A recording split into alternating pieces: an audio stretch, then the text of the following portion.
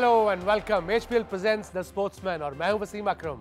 This show is about all the heroes who have made our country and us proud in the field of sports. So let's see who's our sportsman for today. Suhail Abbas, talented, dashing, former Pakistan hockey team captain Suhail Abbas. There is hardly any record in international field hockey that he doesn't own.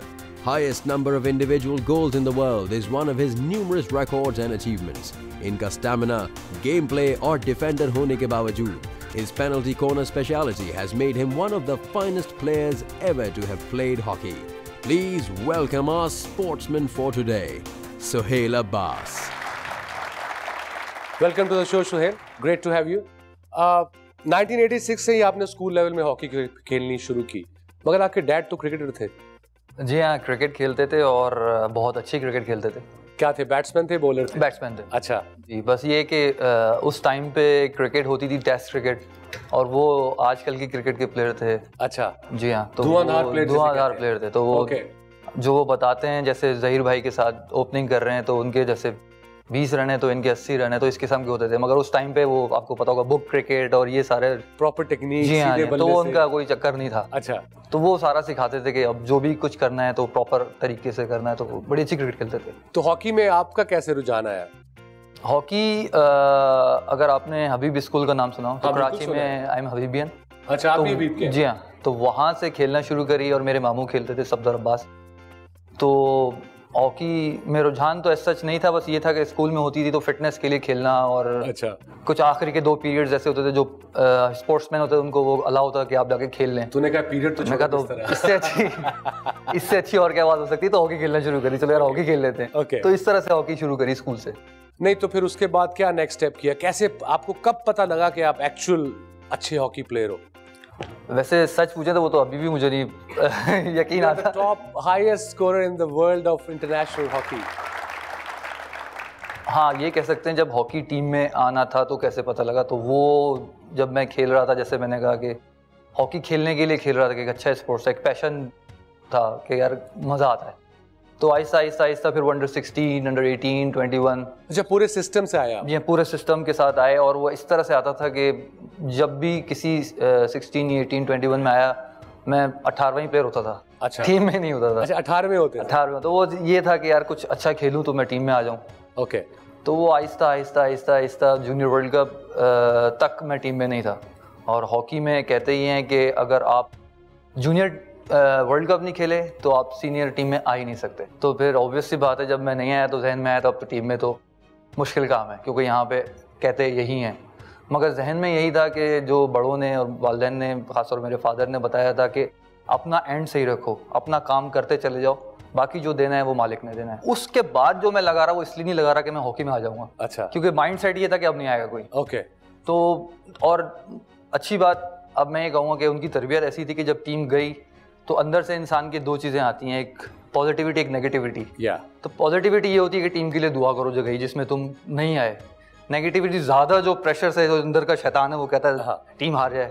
बिल्कुल. तो वो उस positivity को, negativity को मारना मुश्किल होता है. तो मुझे सिखाया यही गया कि ये चीज़ ज़रूरी है. तो मैंने दुआ करी टीम जीते. वो अनफॉर्चुनेट हुआ कि टीम नहीं जीती. और उसके बाद जब टीम आई, उसके बाद मैं फ़ौरन सीनियर टीम में आ गया. तो वो मेरा एक टाइम था जो मुझे यकीन भी नहीं आया कि मैं कैसे आ गया. तो अल्लाह ताला का बहुत करम है. तो जो भी हूँ वो उसकी वजह से हूँ, और आपके सामने बैठा वो भी उसकी वजह से बैठा हूँ. इसीलिए मैं कहता हूँ कि मुझे यकीन नहीं है कि अभी भी मैं कुछ हूँ. तो शुरू में कुछ स्ट्रगल रही आपकी कि आसानी से आप अंडर 16 भी आ गए, अंडर 19 भी आ गए, अंडर 21 भी आ गए? कुछ स्ट्रगल रही आपकी फाइनेंशियली या एनीथिंग? देखिए, इसकी मैं मिसाल दूंगा. जैसे एक पत्थर को 100 दफ़ा भी तराशें तो नगीना बनता है. हाँ, तो वो सबके साथ है. आबिल लेजेंड है, सबके साथ ऐसे ही चलता है. सबने ही मेहनत, बगैर मेहनत के मेरा नहीं ख्याल कुछ होता है. तो हमारे हर शो में जितने भी हमारे अभी तक लेजेंड्स आ चुके हैं, उन्होंने यही कहा है कि देयर आर नो शॉर्टकट्स. तो अगर हमारी अब यंग ऑडियंस को यहाँ बैठे हैं जो हमें देख रहे हैं, उनको भी आप बता देंगे कि इसका मतलब क्या है? इसका मैं ज़रूर ये कहूँगा, शॉर्टकट्स हमेशा शॉर्ट टाइम के लिए होता है. इसकी मैं आपको एक मिसाल दूँ जो मैं हमेशा देता हूँ. हमारे ट्रायल हो रहे थे जूनियर के. जैसे आपने कहा आपके फादर बच्चे बड़े अच्छे क्रिकेटर थे, तो उस टाइम पे रिलेशन भी थे. जो सेलेक्टर्स थे वो अब्बू मेरे जो फादर थे उनके दोस्त भी थे. अच्छा. तो मैंने उस वक्त माइंड इतना परफेक्ट नहीं था, अभी भी नहीं है। तो मैंने एज अ सन अब्बू को जाके कहा कि आपके दोस्त हैं वो जो आते रहते हैं, हाँ वो नेचुरली बच्चा होता है वो कहता है वो सेलेक्टर हैं, तो आप उनको बोल दें, फितरत होती है इंसान की। हाँ। तो जाके बोला और अब्बू हैं तो कोई मसला ही नहीं है। तो उन्होंने कहा मैं बोल देता हूँ कोई मसला नहीं है और तुम टीम में भी आ जाओगे, मगर तुमने हॉकी खेलनी है जिंदगी भर या इस टूर्नामेंट में। मैंने कहा एक टूर पे जाना मैंने खेलनी है। तो उन्होंने मुझे कहा, जो मुझे बहुत बुरा लगा उस वक्त और जो मुझे बहुत अच्छा लगता है इस वक्त सबको बताना। कितनी एज थी तब आपकी? मैं 15-16 साल का हूँ। अच्छा। तो उस वक्त मुझे बहुत बुरा लगा और जो इस वक्त मुझे बहुत अच्छा लगता है क्योंकि उसी वजह से मैं यहाँ हूँ। तो वो उन्होंने मुझे कहा कि अगर मैं बोलूँगा तो तुम इस टूर के लिए आओगे, अगर तुम खुद मेहनत करोगे तो तुम जिंदगी भर खेलोगे। मुझे बहुत बुरा लगा, मगर उस वक्त मैं टीम में नहीं आया और बुरा लगा, मगर मैंने फिर मेहनत और करी। मैंने क्या करी, अल्लाह ने करवाई। हाँ। तो वो फिर करते चले गए। तो फिर जब आना शुरू हुए तो अंदर से खुशी हुई। तो उन्होंने मुझसे बोला हाँ बताओ ये खुशी ज़्यादा बेहतर है कि या मैं बोलता वो खुशी ज़्यादा बेहतर।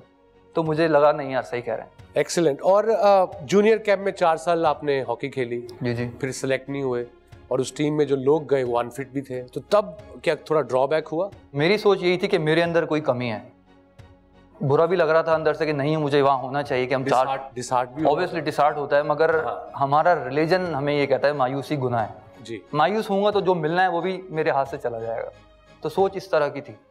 सो यंगस्टर्स, मायूसी तो कभी ना कभी आप पे भी आएगी या ड्रॉबैक्स आएंगे। So idea is to stand up and fight with it. बिल्कुल। और मेहनत कीजिए, वो अपने आप आई थिंक आपको मौका आज नहीं कल नहीं या उसका फल आपको महीने बाद या साल बाद जरूर मिलेगा। बिल्कुल मिलता है। तो एक क्वेश्चन जो मेरे ज़हन में रहता है हॉकी के बारे में, जो हमारे हॉकी प्लेयर्स हैं आपके यहाँ से, जब आप 5 से 5 साल पहले के 8 साल पहले के, कि आपको वही फैसिलिटीज़ मिलती थी जो इंटरनेशनल हॉकी वालों को मिलती हैं?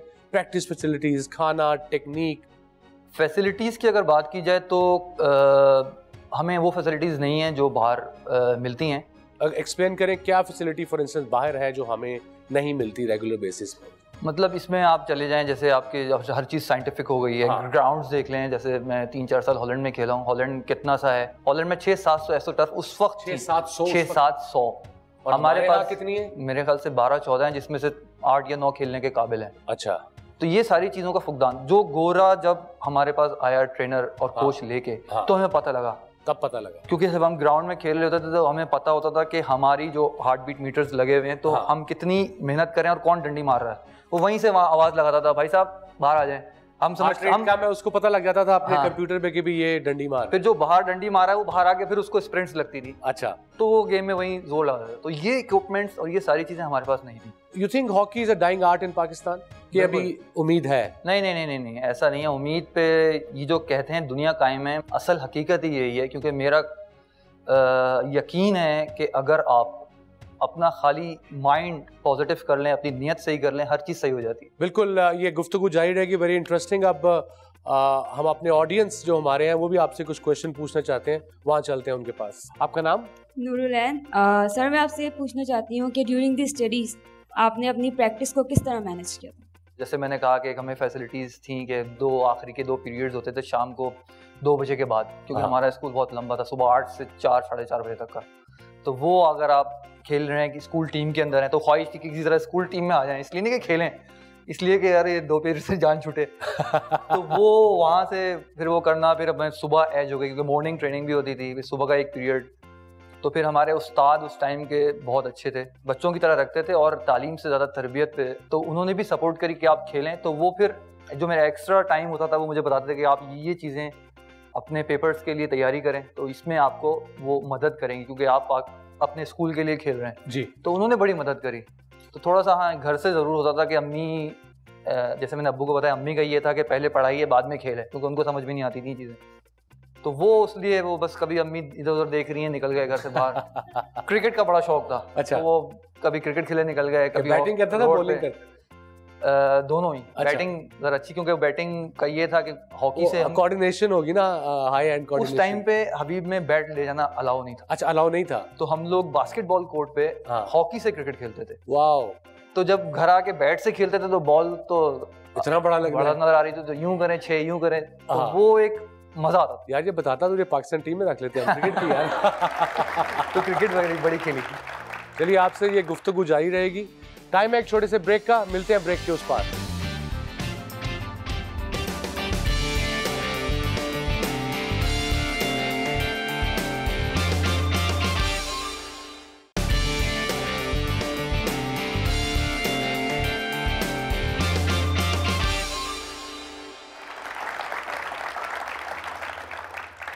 हॉकी यूजुअली आप देखते हो कि हॉकी पंजाब से आती है मोस्टली, तो ये कराची से एकदम हॉकी प्लेयर बनना must have been something very different, बड़ा अजीब सा। बिल्कुल सही कह रहे हैं। असल में पंजाब में क्योंकि फैसिलिटीज ज़्यादा भी कह सकते हैं, टाइम भी ज़्यादा है। टाइम, हाँ। ये शहर बड़ा है, तो यहाँ पे अगर आप खेलने जाएँ तो 4-5 घंटे तो आपके ट्रैफिक और इन सब चीज़ों में ज़ाया हो जाते हैं। तो इस तरह से था, 2-2 बसें बदल के जाना और ट्रेनिंग करनी। फिर हबीब स्कूल मेरा था। पैसे होते थे जेब में? कैंप पैसे कहाँ होते थे। तो मैं वही बता रहा हूँ, हबीब स्कूल से फिर हम प्रैक्टिस करते थे, फिर वहाँ से हम पैदल YMCA जाते थे, गवर्नर हाउस के बीच से। या YMCA। फिर वहाँ प्रैक्टिस करते, फिर वहाँ से सदर पैदल जाते थे। अच्छा। फिर वहाँ से एक बस पकड़ी, फिर वहाँ से उतरे, फिर वहाँ से दूसरी बस पकड़ी, फिर वहाँ से घर आए तो रात हो रही, फिर वहाँ सर वेट कर होते थे। हाँ। अगर मैं अभी देखूँ और अपने बच्चों को बताऊँ तो ये समझ भी नहीं आता था एनर्जी आती कहाँ से थी। हाँ।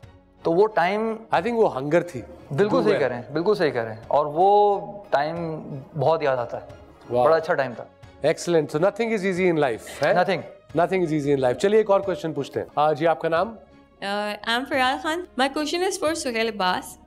Sir, you have been through a long journey of success. So, do you want to mention some name who have actually supported you in this journey? बहुत लोगों ने हेल्प करी, जिसमें मेरे सर थे वहीद हबीब स्कूल के, मरहूम, अल्लाह ताला उनको जन्नत नसीब करे। उन्होंने फिर शबी अब्बास बहुत अच्छे हमारे YMCA के थे। फिर आहिस्ता आहिस्ता, जैसे मैंने कहा, इकबाल सर हमारे प्रिंसिपल थे। कैप्टन नवाज़ हमारे स्कूल में थे, जो आर्मी के थे, जिन्होंने डिसिप्लिन रखा हुआ था हर चीज़ में। तो ये लोग थे जो इनिशियली साथ थे। फिर उसके बाद बहुत से, नसीम मिर्ज़ा का नाम मैं ज़रूर लूँगा, क्योंकि उस टाइम, वो टाइम ऐसा था कि जैसे उस वक्त पैसे हुआ नहीं करते थे बॉलों के और इन सब चीज़ों के, वो कस्टम में थे। गेंद कितने का आता था हॉकी का? उस टाइम पे मेरे ख्याल से शायद 250-300 रुपये का था, मगर वो बहुत ज़्यादा पैसे थे। तो वो उन्होंने मुझे कहा कि चलो यार, वो लेके आते थे, टाइम दिया, जबकि उनको शॉर्ट कॉर्नर का नहीं पता था कुछ भी। अच्छा। मगर बेस्ट चीज़ ये थी कि वो टाइम पे आते थे, मुझे टाइम देते थे और वो ट्रेनिंग करनी और ये सारा कुछ करना। तो वो, ये नाम ऐसे हैं। फिर राशिद मामा, अच्छा, वो भी हयात नहीं है अभी। तो ये लोग ऐसे थे कि ज़िंदगी में जो मुझे अभी याद आ रहे हैं कि इनकी बहुत सपोर्ट थी मुझे, जिस वजह से मैं अभी यहाँ हूँ। अच्छा, जब 35 साल बाद हॉलैंड के प्लेयर पॉल लिटजेंस का 267 गोल्स का रिकॉर्ड तोड़ा, तो उसने क्या कहा और आपकी क्या फीलिंग थी? पॉल को, जब मैं हॉलैंड लीग खेल रहा था, हाँ, एम्स्टरडैम में, फिर रॉटरडैम में खेला, तो वहाँ पॉल एक दिन आया, मुझे नहीं पता क्योंकि एज हो गई थी, तो वो मेरे पास सामने आके खड़ा हो गया और हो गए आगे, क्या कहते हैं, देखने लगे। तो मैंने फिर मिला, उन्होंने बताया मैं ये हूँ। तो पहले उन्होंने शुरू ऐसे किया कि ओल्ड मैन इज क्राइंग। मैंने कहा क्या कह रहे हैं? तो फिर उन्होंने बताया ये दिस एंड दैट। वो फिर वो बहुत अच्छा भी लगा, मगर वो उन्होंने बड़ी इज्जत दी और बड़े उससे मिले। तो फिर वही records are meant to be broken, वही वाली बात है कि वो मेरा। कितने अरसे बाद ये रिकॉर्ड टूटा था? After I think 30 years. After 30 years 348 गोल है इनके, जो हाईएस्ट है इंटरनेशनल हॉकी में। और आई थिंक इनके तेज तरीन गोल भी 200 भी आपके तेज थे सबसे जी। Fastest 100 goals, 100 fastest 300 as well जी। और पाकिस्तान के ओलंपिक्स में भी आपने सबसे ज्यादा गोल किए जी जी जी जी। ओलंपिक्स में भी पाकिस्तान की जो हिस्ट्री है, जो जितने भी टूर्नामेंट्स हैं, जो भी टूर्नामेंट होता है उसमें सारे जितने भी मतलब माशाल्लाह से रिकॉर्ड हैं सारे गोलों के, अल्लाह ताला ने एक मैच में 7 गोल सबसे ज़्यादा, वो भी तो वो भी अल्लाह ताला ने मतलब इतनी चीज़ें झोली में डाल दी हैं कि बस एक ही वो कहते हैं ना ख्वाहिश है कि अल्लाह ताला का शुक्र अदा करते चले जाएं जी। तो ये पेनल्टी कॉर्नर स्पेशलिस्ट क्या होता है? ये भी आपके बारे में मशहूर है, थोड़ा एक्सप्लेन करें मुझे, जिसको हॉकी का इतना नहीं पता। असल में होता ये है, जो पेनल्टी कॉर्नर मारता है उसको स्पेशलिस्ट कहते हैं, ज़्यादा गोल करता है। अच्छा, इसमें रूल्स ऐसे थे कि जब शुरू में था पेनल्टी कॉर्नर, तो शुरू से लेके अब तक है, मगर रूल्स ऐसे थे, पहले आप पेनल्टी कॉर्नर को शॉर्ट कॉर्नर भी कहते हैं। तो आप बाहर, जैसे हम अभी बैठे हुए हैं, गेम हो रहा है, आप बाहर बैठे हुए हैं, शॉर्ट कॉर्नर मिला, आप अंदर जाके मार सकते हैं और फिर बाहर आ जाएं। पहले रूल था, सबसे पहले ये था। अच्छा अच्छा अच्छा। तो मैं इसमें था, जब गोल करना शुरू कर दिया तो उन्होंने रूल चेंज कर दिए। अच्छा अच्छा अच्छा। रूल चेंज हो गया, अब भाई खेलना जरूरी है। ओके। अब खेलना जब शुरू कर दिया तो उसमें गोल होना शुरू हो गए। तो फिर उन्होंने कहा कि पहले बॉल डी के अंदर रुकती थी, तो उन्होंने कहा आप डी के बाहर रोक लिया करें। अच्छा। डी के बाहर फिर गोल होना शुरू हो गए। फिर उन्होंने कहा आप डी के बाहर रोक रही, आप ऐसा करें, हॉकी आपकी यूं है ना, हॉकी सीधी कर लें। सब उन्होंने कहा। फिर जब हॉकी सीधी हो गई तो उसमें भी गोल आना शुरू कर रहे थे, तो उन्होंने कहा आप खेलें, कोई मसला नहीं। उन्होंने सब कुछ ट्राई किया, सब हो गया। बट एक फीलिंग तो होती होगी ना, मेरे लिए क्यों हो रहा है सारा। ऑब्वियसली ये चीज़ें इंसान के माइंड में आती हैं, मगर जैसे मैंने जिक्र किया, पॉजिटिविटी जब माइंड में हो तो वो कहते हैं ना कि जितनी हवा चलेगी उतनी उड़ान होगी। तो कोशिश ये थी कोई बात नहीं, एक और चीज़ है तो इसको भी हल करते हैं, तो वो इस तरह से। पहला गोल इंटरनेशनल किसके खिलाफ किया और क्या फीलिंग्स थी? मुझे पता किया, मगर आप बताइए जरा, पूरे एक्सप्लेन कीजिए। आइडियल होगा वो सिचुएशन जो पहला गोल किया। पहला गोल ये लकीली ऐसा था कि पहला गोल हमारा इंडिया से ही मैच था, रावलपिंडी में इंडिया से ही मैच था, और पहला ही मेरा मैच था, और वही रूल थे जो बाहर बैठे होते हैं। मजे की बात ये है वो मैच मैं नहीं खेला, ओके, और पहला पेनल्टी कॉर्नर और पहला गोल मैंने किया था, तो वो मुझे अभी तक याद है क्योंकि मैं वो मैच खेला ही नहीं जिसमें मैंने पहला गोल किया था। मैंने ये भी पढ़ा है आपके बारे में कि इन्होंने इंटरनेशनल हॉकी में कोई ऐसे 2-3 गोल किए हैं जो ना कैमरा पकड़ सके, ना रेफरी पकड़ सके, ना गोलकीपर पकड़ सके, वो नेट फाड़ के ही निकल गया है। तो वो फिर क्या था, कोई रिप्ले नहीं था?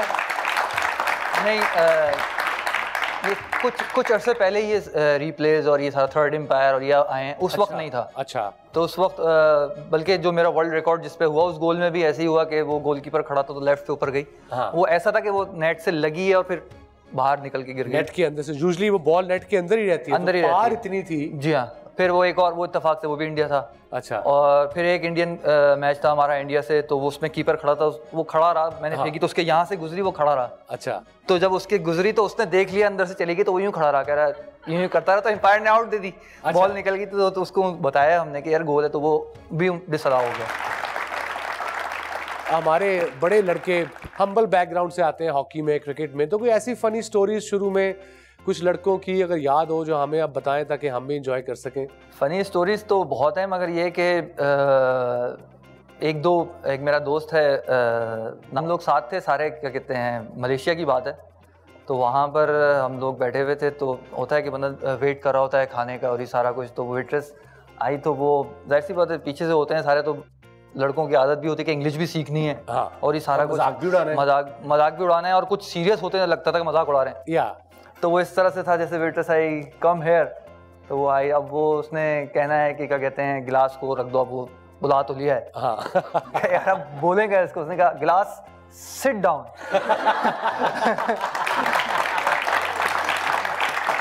तो वो इस तरह की थी। फिर वही साथ बैठे हुए, तो उन्होंने देखा वो बैठे हुए, तो इत्तेफाक है वो ग्लास में कुछ पड़ा हुआ है, तो बुला के excuse me, I animal in the water, animal in the water. तो वो इस किस्म की चीजें वो सीखता है इंसान, तो वो इस किस्म की चीजें थी, तो हम लोगों से भी होती थी। हमने भी बड़े मैसअप किए हैं जब देने आए थे, बिल्कुल आए थे, तो हर एक से होता है ये। बल्कि ताजमहल हम लोग इंडिया में थे, तो वहाँ पर बॉम्बे, तो वहाँ पे बड़ा जबरदस्त किस्म का डिनर, और ये वो जब प्लेट्स वगैरह रखी थी साथ में, हाँ, स्पून नाइफ भी होते इतने सारे, जब देखे तो देख के परेशान हो गए, क्या करें, क्या भाई मसला हो गया। हाँ, तो वो जब आके सूप रखा गया, तो सारे जो अकलमंद थे, हाँ, वो पीछे हट गए, उनका देख लो पहले दूसरा क्या कर रहा है, मैनेजमेंट क्या कर रही है।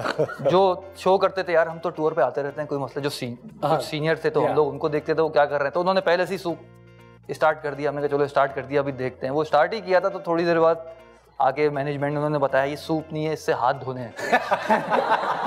तो इस किस्म की चीज़ें थी, तो सीखता है इंसान। तो ऐसी फनी चीज़ें हुई जिसमें जिन लोगों ने करी, वो जब भी आप वार्म अप से पहले ड्रेसिंग रूम में होते थे, उनका रिकॉर्ड लाते थे, सूप आ रहा है, सूप आ रहा है, या वो कोई एनिमल इन द वाटर, तो ऐसे सीखा। मगर ये फनी स्टोरीज याद रहती हैं जब भी मिलते हैं। Any all time hockey player जिसको देख के आप इंस्पायर हुए, या हॉकी शुरू की, या जिसकी गेम से आप मेस्मराइज हुए?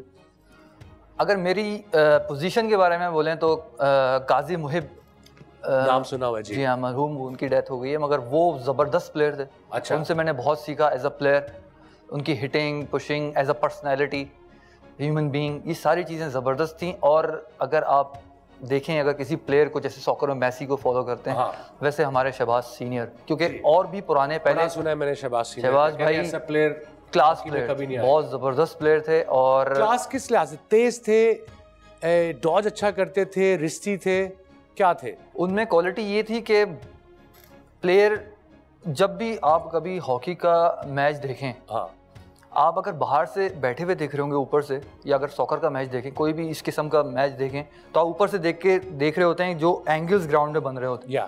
भाई शहबाज के पास बॉल है, यार उसको उधर फेंक दे, हाँ, बहुत कम लोग ऐसे होते हैं कि वो एंगल्स यहाँ से खड़े होकर देख रहे होते हैं, आप ऊपर से देख रहे होते हैं। ओके ये वो प्लेयर थे कि आप ऊपर से जो एंगल्स देख रहे होते तो ये ग्राउंड में वो इम्प्लीमेंट कर रहे होते। I am loving it. आपकी सारी मुझे हिस्ट्री का पता लग रहा है, कैसे आपने हॉकी शुरू की, मगर ये बातचीत जारी रखेंगे एक छोटे से ब्रेक के बाद।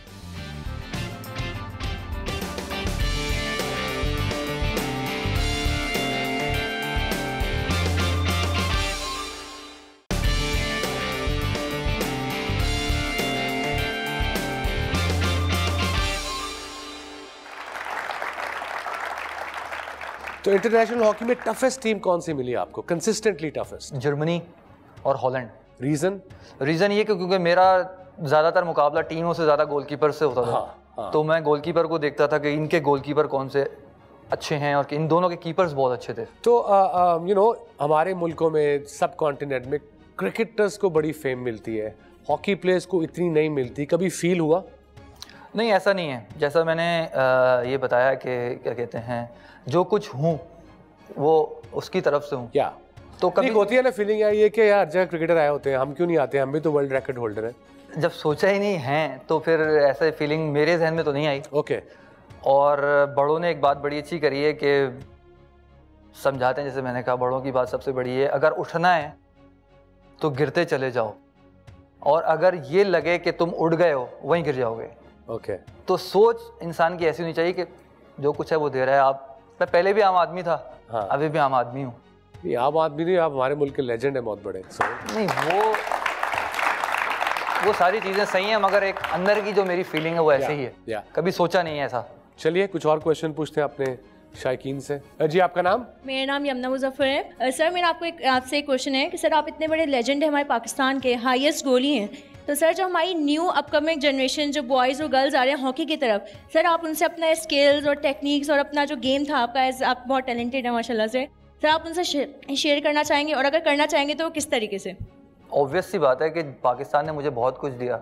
मेरी भी ये दुआ है अल्लाह ताला से कि अल्लाह ताला इस मुकाम पे पहुंचाए, ऐसी जगह पे बैठें कि वसीला बनूं इस तरह से अपने मुल्क की खिदमत करने का। तो कोशिश तो यही है, सोच भी यही है। अब जिसने मुझे वहाँ पे भेजना है अल्लाह ताला के बाद, वो उसको ही पता है। जो आप मुझसे सवाल किया कि मुझे कहाँ जाना है और किधर जाना है, मेरे से आपने जो सवाल किया उसका ताल्लुक मेरे साथ है, तो उसका जवाब वो है जो मैंने आपको बताया। जी आपका नाम? My name is Amreen Khan. Sir मेरा क्वेश्चन आपसे है, सर सुहेल से, कि when you have a flag of Pakistan in Olympic 2012, तो what was your feelings? Obviously feelings. How big is Olympics? यार एक्सप्लेन कर दे, हम तो कभी क्रिकेटर गए नहीं ना। It's the ultimate, isn't it? असल में जिसे कहते हैं स्पोर्ट्स फैमिली दुनिया की। अच्छा। तो हर बंदा, इधर रॉजर फेडरर बैठा हुआ है, उधर वो बैठा हुआ है, इधर मेरीन जोन्स बैठा हुआ है, उसेन बोल्ट बैठा हुआ है। तो ये सारी चीज़ें देखना और एक नॉर्मल उसमें जैसे हम लोग चलते हैं तो एक फीलिंग अलग ही है।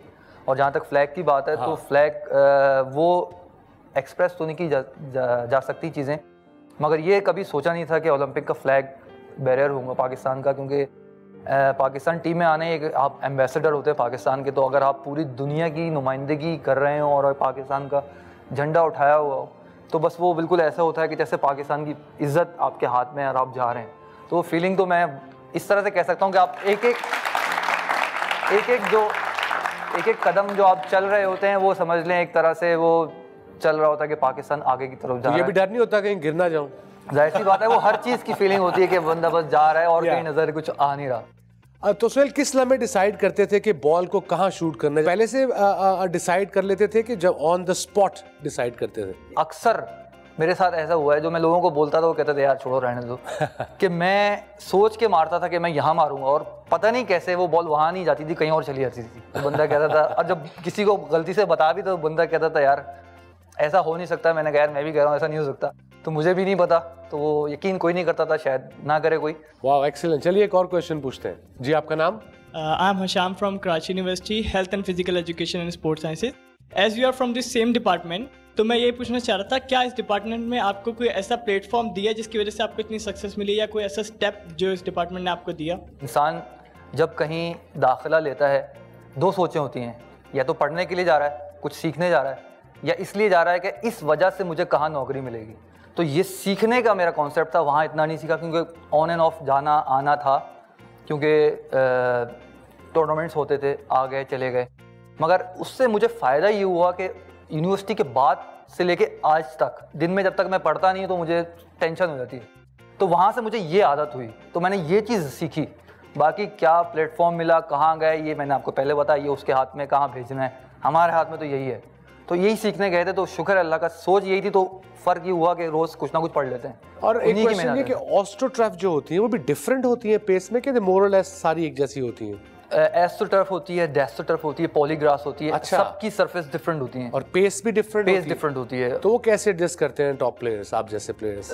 देखें, अगर आप किसी को कहें कि आप प्रोफेशनल प्लेयर हो, तो फिर आपको ये दूसरा सवाल किसी से ये करना नहीं चाहिए, यार गर्मी थी इसलिए हार गए, या बाउंसी पिच थी इसलिए हार गए, या कुछ थी, सॉरी क्रिकेट की मिसाल दे रहा, तो ऐसे ही हॉकी में है कि वो हम लोगों को आदत हो जाती है, क्योंकि हम सब फील्ड्स पे प्रैक्टिस करो, और हम लोगों को ज़्यादा आदत होती है क्योंकि हम रगड़े वाली पिचों पे खेल के जाते हैं, जब हमें इतनी अच्छी अच्छी पिचें मिलती हैं तो हमें तो बहुत मज़ा आता है। तो वो फिर बंदा एडजस्ट भी हो जाता है। हॉकी, आइस हॉकी के बाद वर्ल्ड का फास्टेस्ट गेम है, तो फिर वो इस टर्फ पे पानी लगता है, उसके ग्रिपर्स डिफरेंट हैं, उसकी फिटनेस अलग है, तो वो फिर रूल्स भी चेंज हो गए, तो वो एडजस्ट होते हैं, टाइम लगता है, मगर ये कि सेट हो जाते हैं जो प्लेयर्स हैं। जी, आपका नाम? समीना जी, पूछिए। मेरा क्वेश्चन ये है कि आपकी जो शॉट होती है, स्लैप शॉट, आपने खुद से सीखा या फिर किसी से सीखा है? वो क्या होती है, पहले एक्सप्लेन कर मुझे। स्लैप शॉट हिट होती है, मगर वो हिट से थोड़ा सा चेंज होती है उसकी ग्रिप। अच्छा, ग्रिप। जी हाँ, ग्रिप चेंज होती है, और उसको ज़मीन से जो साथ जमीन के आती है। Okay okay okay okay okay. तो उसकी प्रैक्टिस करिए, सबके साथ प्रैक्टिस करते थे, और थोड़ा सा मेरी हॉकी का शेप कुछ इस तरह का था, तो उसमें मुझे थोड़ी और आसानी हो जाती थी कि मैं इधर देखता था और उधर मार देता था। तो ये टेक्निक आपने खुद सीखी इस तरह की? अपनी हॉकी की शेप का कह रहे थोड़ी डिफरेंट थी? जी हाँ, ये इसकी भी बड़ी स्टोरी है कि बताइए। हॉकी उस टाइम में जैसे बताया वुड की हॉकी होती थी, तो सारे सीधी, ऑब्वियसली हॉकियाँ सीधी होती थी वुड की, तो जहन में बस अल्लाह ताला ही डालने वाला है, तो वो हुआ कि यार स्कूप करते हैं। अच्छा। स्कूप ऊंचे स्कूप करते हैं। तो सीधी हॉकी से इतना होता नहीं था, तो वो हॉकी ली, चूल्हे पे रख के वो गर्म करके, वो किसी क्या कहते हैं 2 रॉडों में फंसा के उसको थोड़ा सा हल्का सा बैंड करा, तो वो होने लगा, फिर थोड़ा और बैंड करा, तो वो फिर आहिस्ता, फिर वो जब उसमें बेहतरी आने लगी, तो मैंने कहा ये ज़बरदस्त चीज़ है। वो एक तरह से इन्वेंशन कह सकते हैं। हाँ, तेरी आपकी इन्वेंशन? जी हाँ, वो यहाँ पे किसी की नहीं थी, बल्कि वो अभी तक मेरे नाम से वो बो चलती है, सोहेल अब्बास बो। अच्छा। जो भी शॉर्ट कॉर्नर मारता है ज़्यादातर वो यही यूज करता है। तो आपके बाद वो एक्चुअल एक हॉकी ऐसे बन के, जी हाँ, बननी शुरू हो गई। फिर वो फैक्ट्री में बनना शुरू हो गई मेरे नाम से, यार उसकी हॉकी, यार उसके नाम की हॉकी। वाह। तो ये एक था। चलिए दूसरा क्वेश्चन पूछते हैं। आपका नाम? Sir, my name is Asmina Khan. Sir, मेरा क्वेश्चन आपसे ये है कि आपके फादर क्रिकेटर थे और आपको हॉकी में इंटरेस्ट था, तो जैसे कि आप क्रिकेट भी अच्छा खेलते थे, तो आपने कभी सोचा नहीं कि आप हॉकी छोड़ कर क्रिकेट की तरफ आ जाएं? एज क्रिकेट में ज़्यादा फेम है as compared to hockey in Pakistan. उस टाइम पे बात आपकी बिल्कुल सही है, मगर जैसे मैंने कहा मेरे फादर ने बड़ी अच्छी मुझे चीज़ें, टूल्स ज़िंदगी में दी हैं, तो उन्होंने मुझे ये कहा था कि हमेशा कभी भी पानी के भाव के मुखालिफ नहीं चलना। तो मुझे लगा कि पानी का भाव जो है ना वो हॉकी की तरफ ही है। अच्छा। तो कोशिश ये थी, खेलता सब चीज़ें था, क्रिकेट, पतंगे बड़ी उड़ाई हैं मैंने, तो ये सारी चीज़ें बड़ी करता था, तो वो मुझे ऐसा लगता था कि ये मुझे बहुत अच्छा लगता था, क्योंकि उसे भागना बड़ा पड़ता था, एक पैशन टाइप अंदर से एक चीज़ होती थी। तो उन्होंने मुझे एज अ क्रिकेटर तो चाहिए था कि क्रिकेट खेलो बेटा। हाँ। सारे दोस्त हैं मेरे, ये वो कहते थे जो मर्जी करो, बस पानी के भाव में बह जाओ, गो विद द फ्लो। बिल्कुल ऐसी है। तो वो मैं हॉकी खेल के, और ये भी नहीं पता था कि हॉकी में ही चला जाऊँगा, बस शौक था कि यार यही करते हैं, तो वो ये करते करते अब यहाँ आ गए। आपसे बात जारी रखूंगा, मगर छोटे से ब्रेक का टाइम है, मिलते हैं ब्रेक के उस पार।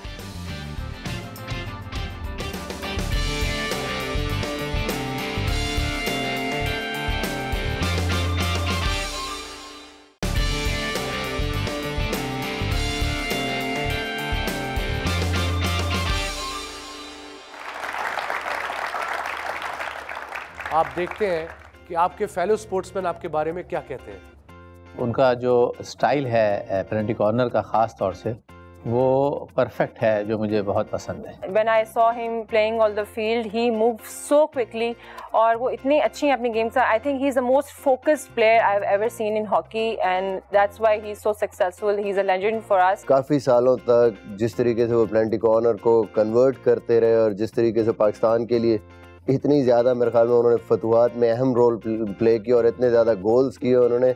आई थिंक बहुत बड़ा एक मुकाम है हॉकी में पाकिस्तान के लिए जितनी अचीवमेंट्स उन्होंने की। ऐसा प्लेयर, ऐसा प्लेंटी कॉर्नर मारने वाला प्लेयर मैंने अपनी लाइफ में नहीं देखा। ऑल्दो कि मैंने बहुत कम उनके मैचेस देखे, लेकिन जब भी हाइलाइट्स देखी हैं और जिस तरह वो फिनिश करते थे गोल के अंदर बॉल को, आई थिंक ऐसा इंडिविजुअल मैंने नहीं देखा पूरी दुनिया में किसी को भी। रिकॉर्ड होल्डर प्लेयर पाकिस्तान को आप कैसे फ़ख्र पाकिस्तान भी आप उनको कह सकते हैं, और मेरे ख्याल से बड़ा अमेजिंग टैलेंट है। और जिस तरह उन्होंने पाकिस्तान को सर्व किया हॉकी की फील्ड में, मेरे ख्याल से ऐसे बहुत कम हॉकी के प्लेयर होंगे जो कि इतने थोड़े से अरसे में इतनी ज़्यादा परफॉर्मेंस कर सकें। सुहेल शुरू करें ये रैपिड फायर जिसे हम कहते हैं, हमारा जो लास्ट सेगमेंट है? शुरू करें, बल्कि 1 मिनट ठहर जाएं। जी जी जी। मैंने आपसे भी कुछ कहना है कि मेरे लिए ऑनर की बात है कि मैं आपके सामने हूँ और मुझे बहुत अच्छा लग रहा है। और ये शो कुछ इस किस्म का है कि मतलब आप मेरा इंटरव्यू वगैरह ले रहे हैं, मगर मुझे थोड़ा जवाब देते हुए अजीब सा लग रहा है क्योंकि एक लेजेंड मेरे सामने बैठा हुआ है। मैं भी लेजेंड के सामने बैठा हूं। तो वो मुझे बल्कि मैं वैसे ही आपको पता होगा बहुत कम जगह आना जाना रहता है, तो आपके साथ बैठ के एक मोटिवेशन कह लें और बड़ा अच्छा लग रहा है कि यार एक फैमिली का माहौल है। जी बिल्कुल, और बहुत अच्छा लग रहा है और बहुत मज़ा आ रहा है। शुरू करें। खाना ये बहुत ही ज़बरदस्त किस्म का सवाल है। मतलब आपने खाना कहा तो मेरे मुंह में पानी तो खाने का ये है कि खाना मैं बहुत ज़्यादा शौकीन हूँ, जिसे कहते हैं देसी तो फुल देसी। अच्छा, यानी कि देसी मुर्गा, देसी घी, देसी पराठे। जब ज़्यादा देसी होता है तो ज़्यादा ट्रेनिंग हो जाती है। अच्छा, तो मैं ट्रेनिंग बहुत सही कोशिश होती है, कभी 2 टाइम कभी 1 टाइम, फुल रिलीजियसली, मतलब रगड़ा सही। ये सुपर फिट यार। How old are you now? I am 41 now. माशाल्लाह, यू लुक अबाउट 30 यार। Kudos to that. Dhanraj Pillay, Mukesh. Dhanraj Pillay और मुकेश मैं ये कहूँगा ज़बरदस्त प्लेयर।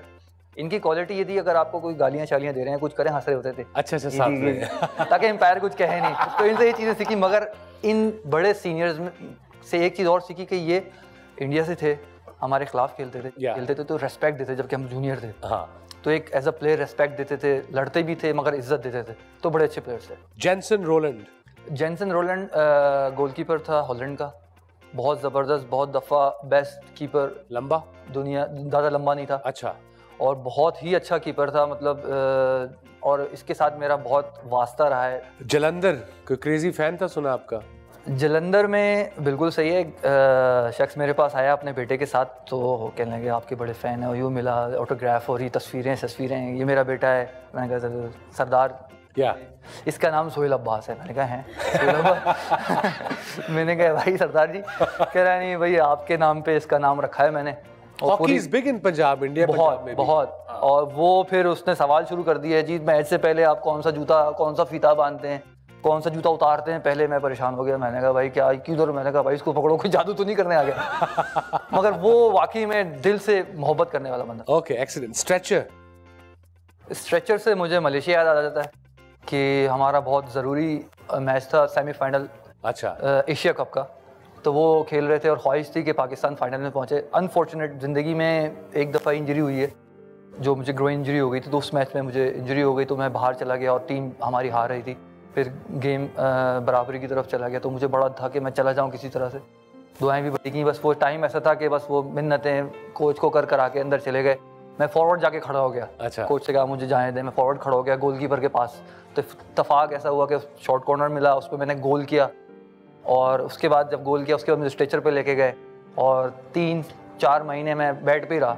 मगर वो स्ट्रेचर मुझे अभी तक याद है कि टीम फाइनल में पहुंची। तो अगर वो इंजरी ना होती तो आप मेरा मतलब अगर वो ना खेलते तो आप हफ्ते 2-3 में फिट होता। मुझे पता था मुल्क के लिए, मुझे पता था कि मेरी छुट्टी होने वाली है। हाँ। अगर मुझे पता था छुट्टी की खैर है, अभी जो हाल में वो कर लेते हैं, बाकी बाद में leave it to. That should be the spirit. बिल्कुल। 99 में हाईएस्ट गोल्स थे मेरे 60 गोल्स इन 1 कैलेंडर ईयर। जी। कितने यूजुअली करते हैं लोग से जब से हॉकी हो रही है? ये तो बहुत ज़्यादा नहीं है। वो माशाल्लाह उस वक्त रेशियो ऐसा अल्लाह ताला ने किया हुआ था कि 30 मैच होते थे तो डबल गोल होते थे हर मैच में, 2-3 गोल। वाह। तो वो बहुत अच्छा चल रहा था। अगर 30 मैच खेलें तो 60 गोल उसमें ऐसे थे। Wow, phenomenal phenomenal. ड्रीम्स, ख्वाब ये कह सकते हैं कि मैं अभी ख्वाब के अंदर ही हूँ, क्योंकि मैंने ये ख्वाब भी नहीं देखा जो अभी मैं हूँ। Excellent Sohail, thank you very much. मैंने बहुत इंजॉय किया, होप आप लोगों ने भी इंजॉय किया और हमारे जो शायकीन देख रहे हैं उन्होंने भी इंजॉय किया हो। और Pakistani legend, the highest goal scorer international hockey, Sohail Abbas. जाने से पहले एक तस्वीर मेरे साथ please, it will be an honour. Thank you. आजा। So that was one of the best hockey players of all time, Suhail Abbas, and it was a pleasure to have him on the show. Thank you, viewers and audience. So we'll see you next week with another sportsman. Take care and keep watching HBL Presents The Sportsman. Khuda Hafiz.